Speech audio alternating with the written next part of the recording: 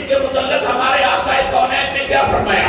فرمایا سیام یوم عرفہ احتسب علی اللہ ان یکفر السنۃ التي قبلہ والسنۃ التي بعدہ.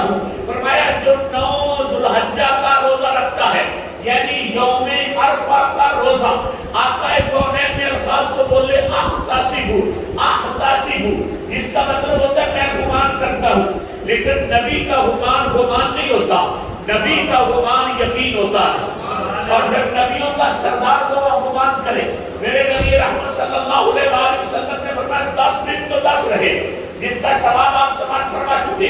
ہر دن کا روزہ جو ہے وہ 1 سال کے روزے کے ثواب کے برابر، ہر رات کا قیام جو ہے وہ لیلۃ القدر کے قیام کے برابر. میرے نبی فرماتے ہیں یہ یوم عرفہ جو ہے، جو صرف 1 دن کا روزہ رکھتا ہے، فرمایا میرا